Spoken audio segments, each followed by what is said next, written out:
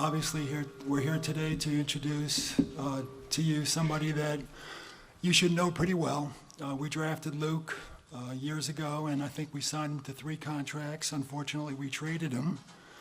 And then he came back 2 years ago to work for our defenders team as a special assistant coach before taking the role with Golden State the last 2 years. There were 2 times, Luke, that we thought you might have been here earlier. About 3 weeks ago when you were up 3-1, and about a week ago when 3 weeks ago when you were down 3-1, and then about a week ago when you were up 3-1. Nonetheless, a lot of times the best way to get on and let go of something that's very painful is to jump into your next challenge, and we talked about it. I know you're excited. We're excited. You drove down yesterday from Oakland to get here today for the press conference today. We've met all morning. Luke plans to be here, I guess, till the one time you have to go back and clear out your apartment and get back down here. He does have a home here, so he's very familiar and very comfortable here in Los Angeles. Before I introduce Luke, Luke's mom, Susie's here, and his wife, Bree, is here as well. So, the new coach for the Los Angeles Lakers, Luke Walton.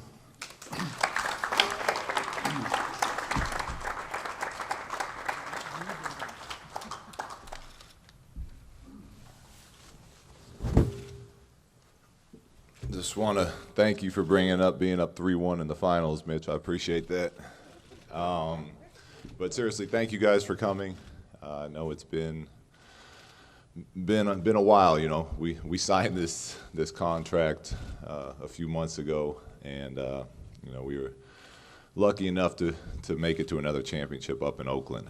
So thank you for being patient and understanding I had a job to finish up there. But now that job's done, I am absolutely thrilled to be able to come back down here and have my dream job, which is to coach the LA Lakers, a team I played for, a team I won championships with, a team that drafted me.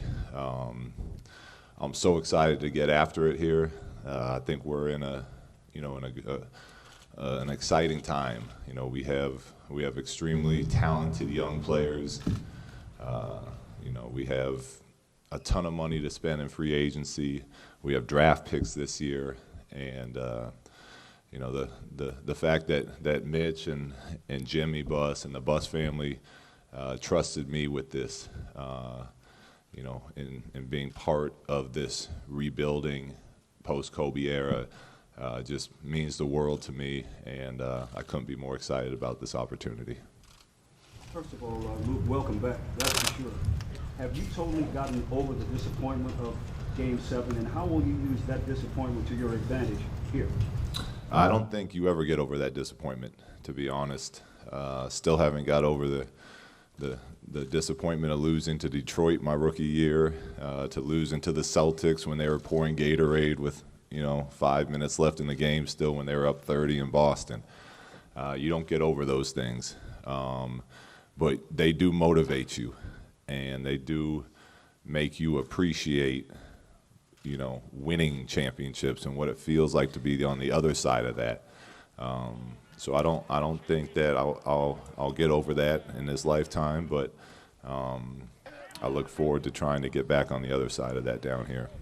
When you look at this roster and evaluate what you have to work with, what excites you most about taking the job, number one, and also what you have to work with here in Los Angeles? Everything excites me. We have young, talented players. We have draft picks. We have $60, $70 million in free agency. We have one of the greatest fan bases of all time. It's an organization that free agents want to play for. You know, as far as being a young coach and being able to help rebuild an organization and a team that I love and that I grew up with, it's all exciting to me. Yeah, Luke, with the last 2 losing seasons, is there something about the culture on the court that needs to change, and how are you going to affect that change? I don't I can't speak of what it's like here. You never know when you just watch games on TV. What I can affect is what's going to happen next year and the year after that, and we're gonna put our stamp on the culture that we want, and it's gonna be joy. Our players are gonna like coming into practice every day. We're gonna play a brand of basketball that the LA fans will appreciate. We're gonna compete. All these things going forward with my vision of how we're going to do things is what I can control. I don't know how that'll be different from the previous 2 years because I wasn't in here for those years. But yes, there's going to be an emphasis on the culture going forward, and that's going to be up to us and the staff that we bring in to hold the guys accountable and make them want to be a part of that. When Steve Kerr took the job up in Golden State, he'd been thinking about how he wanted to be as a head coach for a long time. How long have you been thinking about what you wanted to do when you got your own team? Since the playing days have ended, I think even without realizing it, when you play, you kind of develop the type of person you are and the coach you would be by what you believe in and what you see. And a lot of that comes from previous coaches, Phil Jackson, Lute Olson, even back to my high school coach, Jim Thome. These are guys that would influence all that. And then from the player's perspective, you see what works and how coaches talk to certain players, and you kind of observe that and you take that in. Being able to coach under Steve Kerr for the last 2 years is, looking back on it now, I would have paid a salary to coach under Steve and learn under Steve, and be able to to steal those ideas that he used up in Oakland, and I'm putting all those into who I am as a coach now. So obviously when I took that assistant job, you start paying attention to everything. You write things down. You see how this works and that works, and how if I talk to this player and what needs to be done and what doesn't work, and when there's slippage, and you see all this stuff and you start forming who you are. But yes, the last 2 years have been a huge influence in that. What are some of the main elements you want to take from Steve Kerr, from Phil, from Lute, those coaches you mentioned? What are the main elements from them that you want to incorporate into your coaching style? There's a ton of them, but one, we have to compete. We have to love to compete. We have to love to win. But by doing that, you have to love the process. You have to love the details of the game. You have to hold players accountable. They have to want to hold themselves accountable. To me, you succeed as a team when you can give as a coaching staff, when you can give your players more and more freedom. And even though that may look like you're doing less coaching, that means that they're taking ownership for what they're doing. And when they're taking ownership, they get mad when they mess up. And you have to make it fun for them. The basketball is meant to be a game of joy. And if you can provide that environment and make guys want to come in and bust their tail every day in practice and work harder because they're enjoying it, then they look forward to coming into the gym every day. And that's what we had up in Oakland for the past 2 years.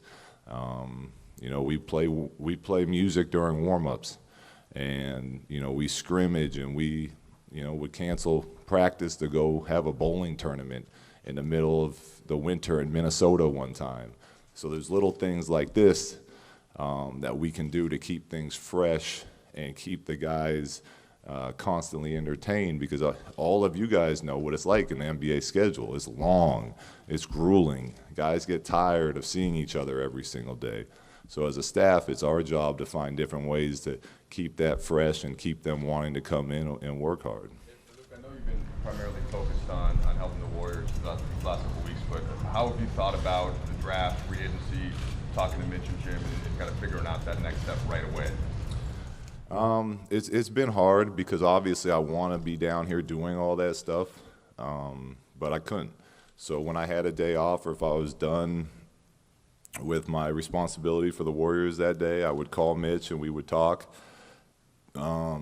you know, they've been sending me emails of workouts that they've had here and things like that. But in all honesty, I haven't had enough time or enough, you know, information to make these decisions. But the people that have, you know, Mitch, the Bus family, you know, all the other people involved in these decisions, they've been here busting their tail every day looking at all this stuff. So I'm very confident that they're going to be able to fill me in quickly and make good decisions.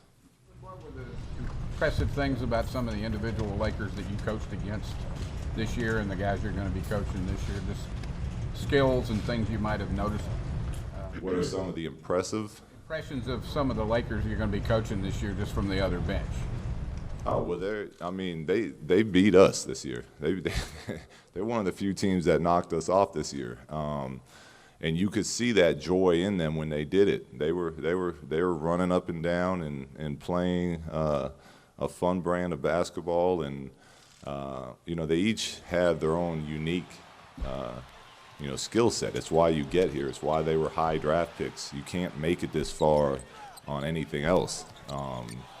So, you know, obviously when I can get on the court and see the day-to-day stuff, I'll get to know them even more. But everything I've seen about them, and when I've talked to them on the telephone, they seem like a great group of guys. And, you know, from a coach's standpoint, that's exciting. Were you surprised to be offered the job and to sign on as the Lakers head coach as fast as you did?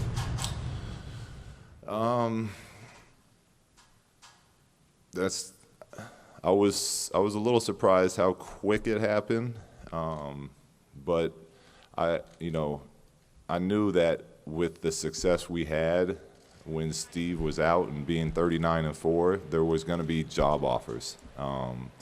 So I wasn't shocked. I wasn't shocked at all that there was job offers out there. It just, you know, me being, you know, such a fan of this organization, and like I said, growing up in this organization and winning championships with them, when I got a job offer and I went home and realized it was from the LA Lakers, that kind of blew my mind a little bit. What will be your involvement this summer? Will you be the head coach of the team? What will be your involvement? We've discussed that a little bit. I mean, obviously, my season just ended 2 days ago, and those weren't things we were talking about during the finals. But I will be out there in Las Vegas, you know, being heavily involved in practice, and you know, we'll figure out more from there. But I'll be out there. What's your plan for having a staff in place? To get one in place. No, I mean, again, these are all things that you know normally would have been taken care of by now, but because of the circumstances and you know, the Lakers being so great about understanding that and not pressing me, knowing that I had, you know, work to do, we're still slowly working on it. We're going to have a staff in place, and we'll present them to you, you know, when that's taken care of. But you know, I would imagine most of that is all done before Summer League starts. Yeah, Luke, how strange is it to come in here and have no Kobe? And what difference, you know, positive, negative, what difference is the feeling going to be with having him around? I mean, he's 20 years, one of the greatest runs in any sport by any athlete. So he's obviously going to be missed. But it's by his departure also opens up this opportunity for the next generation of Lakers and the next movement that I think will be exciting, not only to the young players, but to free agents. And it will be different, and it will be strange, but you know, I would still expect Kobe to be around and showing up and doing different things for the organizations. I haven't been told that, but that would be my guess. But it'll be strange going out there and playing games without him, but you know, that's how sports work, and while we lose that, you also gain some excitement about opportunities for new players. It hasn't even. One thing about Kobe Bryant that you will instill now to the Lakers, something from his career. Something from Kobe, that's easy, his work ethic. He was the hardest working player that I've ever played with. And when you have superstars that are willing to work that hard, it sets an incredible tone. And it did for us as his teammates. I've seen it with Steph Curry up in Golden State now. MVP of the league is in the gym every day shooting. So the work ethic that I saw that he had and I learned from him, I will be bringing into this job. Luke, I noticed that you said we, talking about Golden State. Did you have an official goodbye with them, a dinner, anything before you left? No. There was no time. Like Mitch said, there was an opportunity a couple different times that we could have had that, but with Game 7 ending on Sunday and the draft being Thursday, I gave some nice hugs to people, but most of that was about the pain we were feeling from losing that championship. I had a nice moment with Steve, obviously, afterwards, but there was no official goodbye. But at some point, I have to go back up there to pack up the house. Whoever's around, I'll take the dinner and we'll have that moment. It's been, what, about 48 hours since that experience. Do you think you'll take anything away from that specific series in terms of your new head coaching job here? There's obviously always things to learn, when you in defeat. But right now it's still too fresh to know what those things are. I haven't brought myself to watch the game over again yet. But a lot of times those go back 2-3 games of what you could have done differently and this and that. So at some point I'll get there. I'm not there yet though. One of the biggest coaches in the league, a young coach coming in. What's the advantage of being a young coach as far as relating to that? You were in the league just a few years ago. And also, what don't you have as far as, obviously you don't have as much experience, but is that a problem, or what is missing from in you? Obviously experience is great in any job in this world. I think that Steve and other coaches have proven it's not a necessity to succeed, but it's definitely something that's important. I know I can relate to the young players. I did it, up in Oakland for the last 2 years, and that's because I think I can understand what they go through. I try to put myself in their shoes when there's difficult things happening.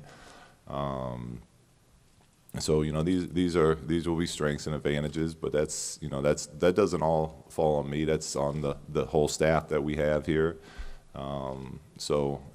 There's in putting together a staff, you try to find different people that are good at different things, and we're going to do that, and we're going to do that here, and I think we'll have all bases covered by the time it's said and done. You and Kurt have recruited free agents. What's your message to potential free agents? What's your vision for the Lakers going forward? That the future's bright. That we're going to play an up-tempo game. We're gonna bring in another top draft pick this year, and hopefully get a solid player at 32. And we have money to spend. And I know the Buss family, and I know the Laker organization, and they do what it takes to win. And that's, to me, all you really need to know. And I wouldn't see why you wouldn't want to come here and play. We spent a lot of time with Phil Jackson and Lute Olson. Name one thing from each of those that's kind of stayed with you and that you might implement? Well, Lute was huge on the details of the game. He would stop practice, 35 times in one day, until you got something correct. He was going to continue to stop it. And on the other side, Coach Jackson was brilliant with the overall picture and the flow of a game and how one play can affect the next 6 minutes. And it was completely different than Coach Olson, but both incredible lessons. When you were here as a player, how much did you get to sit in on some of those coaches' meetings and the game plan? Not at all until I hurt my back, and then Phil saw that I was kind of a little on the depressed side, and started including me in some of those things, and it was interesting. I enjoyed it, and it wasn't making decisions, but I was just sitting in there and watching and seeing that side of it. And as a player, you have no idea what all goes into the preparation. And the breakfast meetings and making these decisions. You just see the final result as a player. So it was an enjoyable experience when they allowed me to do that. Has Phil given you any advice or congratulated you at all since the? He gives me advice in life a lot, but we have not spoken since I took this. I don't think. You had such unique personnel in Golden State. What about that can translate with the system versus just kind of acclimating with the players here and what becomes it? Well, I think it's a coach's job to build this system around what's best for the players you have. Obviously, you can have a culture where competing at a high level, no matter what, is what you do. You can somewhat control the idea that we're going to play a fast tempo, fast-paced style of game. Obviously, if you have 2 7-footers and you play them at the same time, that's not what you want to do, but that's not the case here. We have skilled guards that can score, pass, defend. We have a young big man who, averaged over 10 rebounds a game this year and is great at pushing the ball himself, and these are all things that allow us to do similar things to what we were doing up in Oakland. Obviously, you can't replace Steph and Clay shooting, but we have shooters. We're going to have shooters here. We have shooters here, so we're gonna have the floor spaced, and we have playmakers, and we're gonna we'll obviously get more into detail as we, have the team and we see them and we see what their strengths and weaknesses are. But you get the foundation set, and then you kind of adjust it depending on the strengths and weaknesses of your personnel. You were there without Steve Kerr. What did you learn about yourself in that time as a head coach, as a game management person? What did you learn about yourself with Steve Kerr? That I absolutely love this job. I mean, it's besides playing is the most fun I've had in doing anything else in my life. When you were in those coaching meetings after the injury, were you already thinking at that time about possibly being a coach after your playing career ended? That's kind of when it really started. Phil told me the story about how he got started with an injury, and his old coach had him kind of hang around. So it kind of triggered some thoughts in my head. But when you're playing and you're young, you don't really ever think about anything but playing. You think you're going to play forever. And that was kind of the first time it hit home that this thing is going to come to an end. Your father gave an interview which he said he didn't think you should take this job.